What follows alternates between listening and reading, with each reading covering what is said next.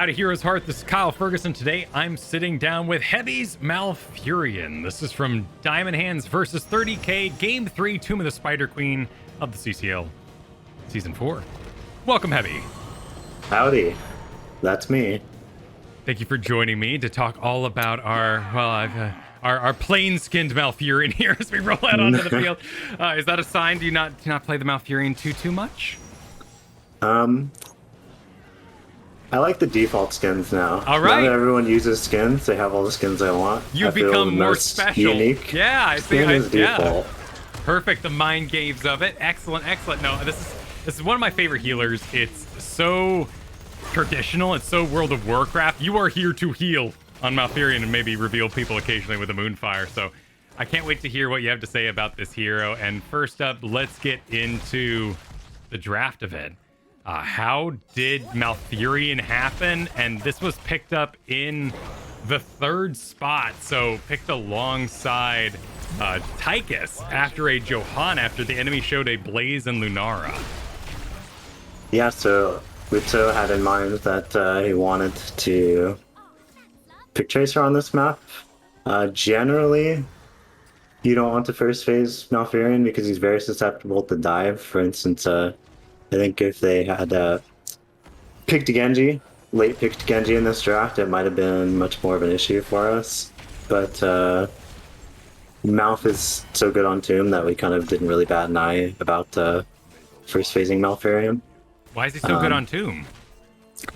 Well, he enables the things that you want in a draft on Tomb. So you typically want good wave clear, heroes like Johanna, Gul'dan, etc. Innervate can also bring mediocre wave clear up to a manageable level for certain heroes.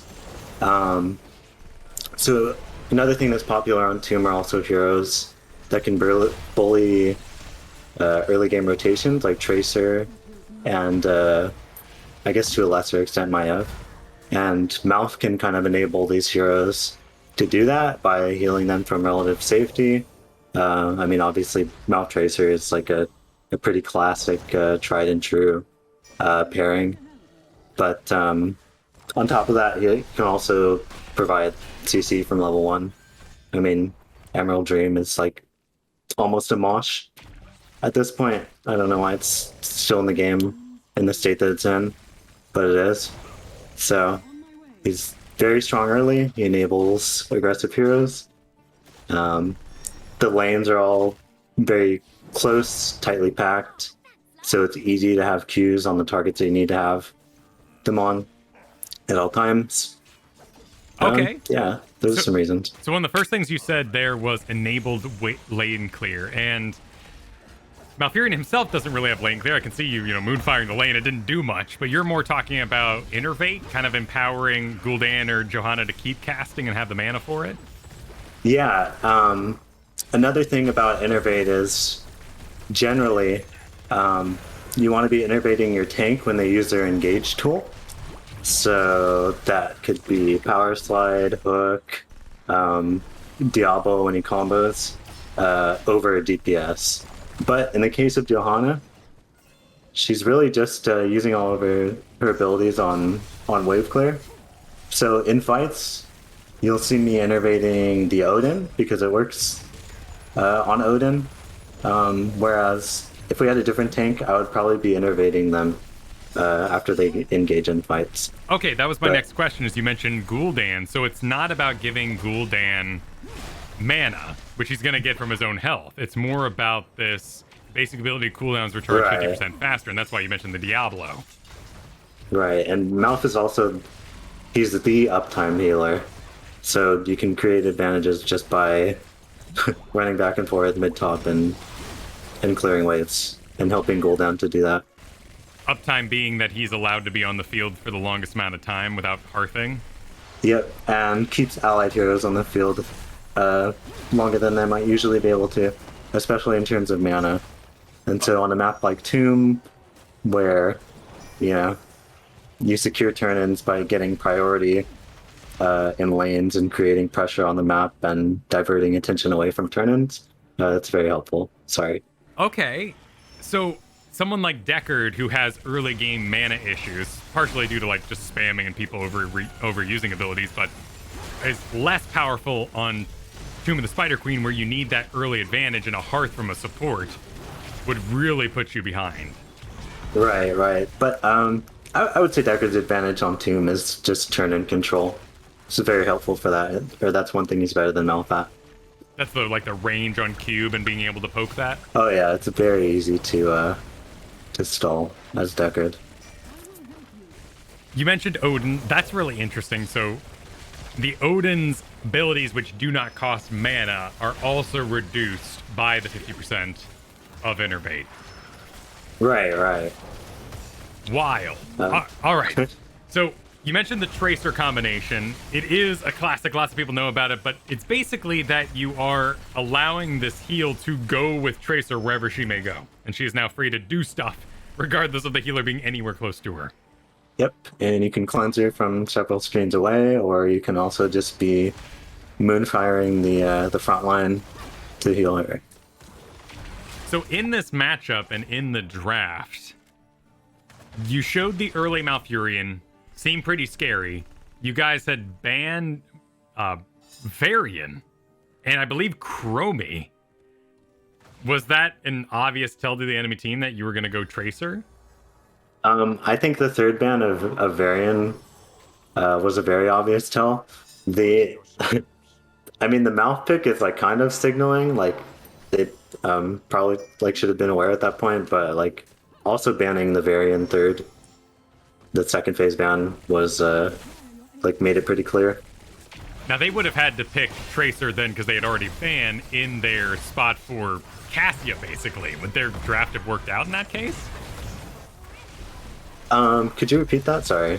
So, if they wanted to get rid of the Tracer after they saw Varian, because you guys banned Varian after that fact, they would have had to pick Tracer instead, and that would have been in Cassia's place, which may have... Right. Would that the team comp clear work? would have been...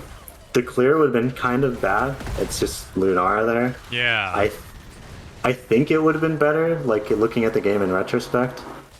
Also, one thing I'd like to mention about Hero and I Just Died is that one of the cardinal, I guess, rules of Malf is never to compromise your positioning, even to follow up.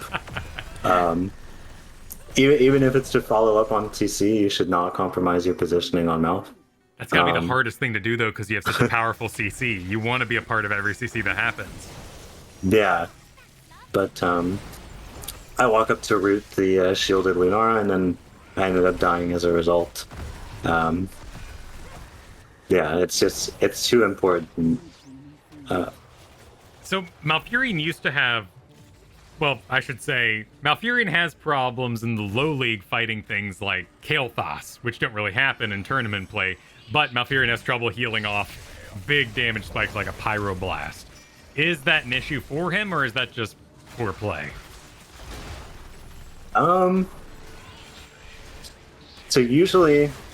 typically with Malf, you want to draft some sort of save tool. So this could be things like Blaze, another healer, etc. By the time we picked Malf in the draft, they had already picked Blaze, which is... I would call Blaze like a soft counter to Malf, and it's also something that you want drafted with Malf for Bunker. But Blaze, this also influences the ultimate choice, although I probably would have been Shrink anyways. Blaze is a soft counter to Malf because getting inside the bunker purges the silence if he goes Twilight Dream, and also being in the bunker removes targets for him to W to heal people. And then the bunker targets are also sitting in there, pressing Q on you, doing damage to you. Interesting. So what about your end there helps out Malf? Is it like the Urel heal? Kind of, she's going to take care of herself so I don't have to worry about her? Yeah, so typically this goes into your regrowth priority, and it should usually be damage, tank, and then offlane. It used to be damage, support, tank, offlane, but now with the self regrowth talent on 4, you have to worry much less about.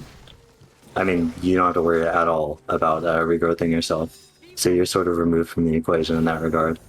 Okay, so keeping up 5 regrowths, I think can be done with talents, but is really hard to do. So when you're drafting Malfurion, you want to look at your team and say, I'm going to cast 2 here. I get at level 4, I get a talent that allows me to have 1 all the time. And whatever else my team can do to remove additional targets than 3 is good for my throughput. Yes, and just as a small aside here, you want to put your first regrowth on someone 6 seconds before the gates open, usually your tank, and then you'll put the second one usually on your offlaner, or it could be on a DPS like Tracer or Mephisto, which actually I don't think I do this game. I think I put my first one on Tracer, which is a mistake. Should be tank and then Tracer this game. As you head into the middle lane and for then the skirmish. And then mount up. Yeah. Oh, that's busy. I forget to do that all the time. But that's a great. Malf is the. Oh, sorry. It's a great idea, because if you go on the off lane, then as they still have duration on that, they can carry that down to the lower lane with them. Yeah, Malf is the HOTS equivalent of when you're 6 years old and you're trying to keep the balloon from hitting the floor. I mean, Malf seems a lot easier to play from ahead, which is probably why you want that early game advantage, so you can get comfy all the way in the back, making sure you're micromanaging all these little hats you're doing. Yeah. So you mentioned your positioning. You are way in the back. Yeah, you can't ever compromise your positioning, so we don't. I mean, I'm just running back to top here because I'm almost mounted speed, and I think mounting is. Mounting is only faster when you only have 4 regrowths out. I could be mounting here, but I'm kind of in the safety of my base, so I don't really feel that I need to. Interesting. But I'm constantly refreshing my regrowths. Also, something that you should be doing is communicating with your players that their regrowth is ending soon, and they'll have to sort of meet you halfway. So that you don't have to compromise your positioning to refresh your regrowth on people like Tracer, specifically. So you should be paying attention to that and sort of telling them, like, I need to put a regrowth on you in X amount of seconds. It's pretty important because it helps your positioning. I've been the support player for a while for my team, so can they see the leaf on top of themselves? Or is that just for you? It's funny that you asked that because I want to say yes, but it's been so long since I played with a mouth that I'm actually not sure. Okay. I waste my cleanse there, just because I'm trying to purge the slow. It probably ends up being a mistake, but I can't remember if I end up needing it. I think I end up needing it here, but I'm just trying to purge the slow off of Tracer so he doesn't get hit by additional CC. Here's a pretty big error by me. Okay. You need to trank sooner rather than later in fights. Even if it feels like you're, using it, haphazardly or carelessly. Like, I use it when Tychus is basically dead. Trank occurs over, 10 seconds? It's a 10-second heal, so, I mean, looking at it here, it's 1100 over 10 seconds, but I mean, ultimately, I was healing him for 100. It was basically worthless. They do get 10 armor, but yeah, generally on Malf, you should trank sooner rather than later. It is a pretty long cooldown, so it's so easy to baby these things that are over 60 seconds. But that makes sense. With the 10 armor, they would have higher effective health. Your heals over time, the goal there is to keep them always topped off. Therefore, tranquility early, but you're supposed to be way in the back, hiding all the time. Yeah. So the idea of them actually being close enough to be in the trank in the first place seems kind of scary. Which I think comes down to that communication you were talking about, with your team actively being like, "Hey, come get your leafs, come get your leafs." Yeah, again, it's never compromise your positioning, even if it means missing out on some trank ticks or something as well. So there we actually saw that Odin get empowered. We can see his sped up cooldowns working as well. That's a cool bit of synergy there. Yeah, I'm not sure if it works with all ultimates. I'm not sure what the interaction is with Dragon Blade still. I thought it used to not, but I'll have to science that. Oh, that might be interesting because Dragon Blade might be any ability that spams the heroic again might not work, but a basic ability in a different form might work too. Yeah, that's a little complicated for sure. So we have a very, very unique cleanse on Malfurion here in the form of that Nature's Cure. Activate to remove all stunned, roots, and slows from allies affected by regrowth. So stuns, roots, and slows. What does Varian's taunt count as? It's a silence, if I'm not mistaken. So that's why Varian is also very good into Malf. Yeah, so you in can't my remove opinion. that one. Yeah. Now, since this also, isn't a cleanse, you would, if you were fighting an enemy Malfurion, they would actually immediately fall asleep. oh yeah, that's true. I don't know. It works in strange ways. Like cleansing the root as like Brightwing will cleanse the sleep as well. I think because it's like a persisting kind of cleanse that radiates out. But other soft cleanses like Anna's don't. Like they just immediately fall asleep, if I'm not mistaken. This is rather insane. The Nature's Swiftness. So you mentioned there that in order to get the math faster than a mount, you have to have 5 of them going. But really, in Right. Tranquility, you were booking it in the air as you fly about. I mean, he's moving pretty fast. Yeah, after 13, it becomes much easier position as Malf. Yeah.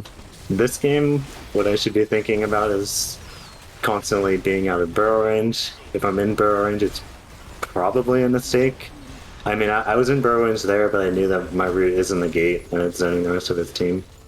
So I wasn't really in too much danger if he burrows on me. I find it very easy to be in proper positioning on Anduin, and you have to be for something like his Leap of Faith. You got to be in a safe position, so if you pull somebody, they're in a safe position when they get there. And all his abilities Right. have range, and it's not really a big deal, but Tranquility, having to do the follow-up with the Entangling Roots, but really it's getting out the Moonfires. How do you position safely while also having the importance of Moonfire for your healing throughput? You should be ducking in and out. A general rule for Moonfire is that if you can save it a few seconds and hit more than one person, you generally should. You should really only be single Moonfiring to do things like dismount people. Also, Caesar dies here because I don't have a regrowth on him. My regrowth rotation was probably bad there. But in general, if you can save Moonfire for a few seconds, to hit a clump with it, that's much more valuable and mana efficient, which is important when you're the uptime healer. But yeah, I guess to go into I guess the 3 like cardinal things to measure yourself by on Malf, that would be your regrowth uptime, using Moonfire for clumps, and always spacing, being considerate of the enemies engage, their CC. You know, if it's a Hanzo arrow, you need to not be near your team, be a little behind them, etc. It's going to be unique every game. So regrowth uptime, using Moonfire for clumps, and your spacing. Oh, interesting. That's a next level little thought there, that here on Anubarak, there's a much wider range of threat to you than someone like ETC, who has a power slide range. Right. Okay, and that allows you to be more aggressive, be up close to your team. So Malfurion Tranquility then would actually be rather dangerous into someone like Hanzo, because you want to group up everybody. A little bit. You just need to be cognizant of the arrow and not being quite close enough to get collaterally hit by it, so you can cleanse it. Did you know as this game started that you were going to go Tranquility? Yes, because I think TD, or I think Twilight Dream is just probably unpickable into a good plays player, and I think Liam is one of the best. Because they can cleanse it off themselves with the bunker. Yeah, and because generally no Blaze player is going to they're always going to get bunker off before you TD. Unless they're just chain CC'd. That does sound like a good player, but yes, I can see that. You Malfurion's walking in all the way from the back. It's kind of obvious what he wants to do. Yeah, I mean, it's a lot easier with movement speed at 13, but... Yeah. Yeah. And then he walks up and goes, woo, and someone can press their button fast enough. Okay. Huh. So, what are the instances where you would want to do Twilight Dream? If there is no Blaze over there, is there any heroes that it directly counters? Maybe if you're with the Stitches, who's going Gorge, and TD is going to secure a kill on the Gorge target, or people who come to save the Gorge target. Not so much into dive like Genji and Tracer and Zera, because it feels like they're always the ball is kind of in their court for them to just outplay you and not get hit by TD. So I'd rather just have Trank. Yeah. So that's another kind of tournament thought, though, because in our home games, that Tracer goes in, gets hit by the Twilight Dream and gold, and goes, "Oh my goodness, how did this happen?" and goes down. But in tournament play, the Tracer would bait it, kind of move in and out, and not get hit. Yeah, it's much easier. So Twilight Dream also falls into the pit of never compromising your positioning. Yeah. It is very easy to compromise your positioning when you're playing 3D. So maybe it's just a thinking man's ultimate, but it's much easier to play Malf and get a lot of value out of the hero without potentially randomly killing yourself trying to TD. In a situation like one I mentioned earlier with like Stitches, where it's just follow-up CC and used to secure kills, that's kind of like an obvious slam dunk for Twilight Dream. But in general, it's easy to do what Malf is good at when you're playing Tranquility. I'll just say that. But I think Twilight Dream is very pickable still. That makes perfect sense.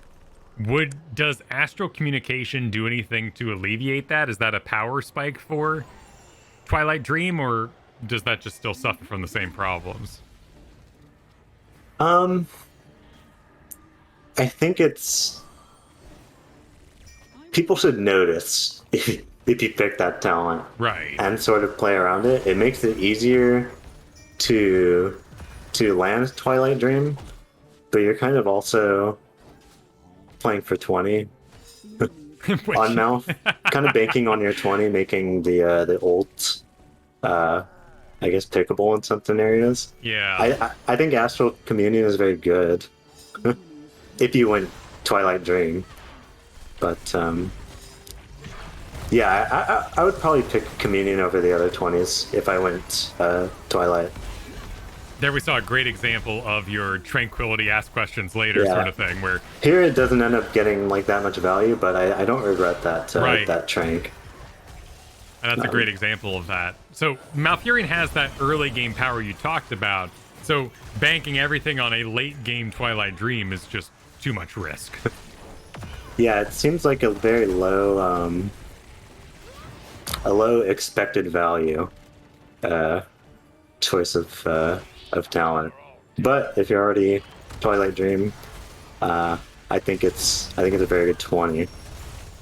So you got here this Serenity at 20. Each enemy hero hit by Moonfire reduces the cooldown of Tranquility by 3 seconds, increases Tranquility's healing by 25%, and 10% per ally affected by regrowth. So you've got all your regrowth dancing about, you're managing that really well, you're getting value from Serenity, and then your Moonfires now, with your philosophy of aiming and saving to hit multiple heroes, is actually giving you a higher return on more Tranquilities than just Moonfiring a single target. I'm single targeting Moonfires here and there because I want to get Trank back as soon as possible. I think you can be a lot more liberal with your mana when you're above like 80% on Malf. I think you're good to single Moonfire away if it helps sustain people. That's one of the weird things I've always felt about Malf is by the time he gets something like Revitalize, he's lost all his mana issues in the first place. Right, that's true. This looks horrifying. So your positioning here with Malfurion, you kind of shove yourself up into the corner. What made you make that decision? Now I you're wanted to actually be. I wanted to be close enough to the point to get all the Moonfires on the people standing on it. And also, let me rewind a little bit and see. I feel like there were threats on the lower side of the boss pit that made me want to just tuck into it instead of standing outside. But usually, when you're on a point fight or in a boss pit fight, sometimes your instinct is to run away from threats. But if your whole team is in the boss pit, if your front line is closer to the point, then you should really be tucking into it instead of isolating yourself, even if it feels bad. Sure. I mean, commit when the decision's made. Like, you got to be in range to keep that stuff going. And you do get a lot of repeat Moonfires. Your level 16 here, increased Moonfire's heal by 20% and 15% per ally affected by regrowth. That actually is not one of the more popular Storm League talents, which is usually the Nature's Balance increase Moonfire's area by 25%, regrowth duration by 5 seconds. So is Moonlit Harmony just the pro move? You know you're going to have enough Moonfires, you don't need it easy? I think Nature's Balance, it's not a bad talent, but I do think it is a little bit of I don't want to say a crutch in some ways, but it makes it much easier to consistently have 5 regrowths out at a time. The Moonfire radius increase doesn't feel that useful. As long as you already have like decent Moonfire accuracy, as long as you're waiting for clones, like I said, it's very important. So the benefits, I'm sorry, what was the name of the 16 that I went again? I forget the name of the talent. Yeah, it's just much higher throughput than the other 2 talents. For just raw healing there, heal by 20%. And if you're hitting those multiple heroes, each of which is healing for 334 per hero hit at this level, I can totally see that throughput. So with all the Leaf pictures picked, is there any like side Malfurion build, or is this just really the one right now? I think there's something to be said for Innervate on 4 and 13 when you are in double support, and depending on your other support. So like Uther or something, I would kind of like Innervate 4 and 13. Let me see if there's any others. I've been sciencing Innervate 4 and 13 with Stitches as well, so that you can just start machine gunning off hooks and roots past 13.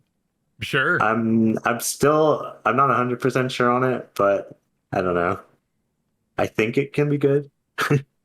But yeah, I think the Innervate build can be good with in double support. And just Emerald Dream level 1 every time. Yeah, I think that's kind of I think Emerald Dream is just an arguable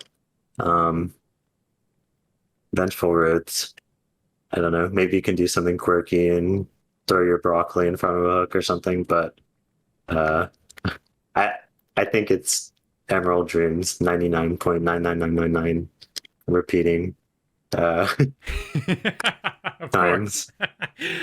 Awesome. Well, thank you for the rundown on Malfurion. This was extremely enlightening. A lot of things I hadn't thought about before on the hero, so thank you so much. Everyone watching here on Heroes Hearth, thank you for watching. Be sure to like, subscribe, ring that bell. Yeah, thank you, guys. For more Learn to Play content. And enjoy the ongoing CCL action.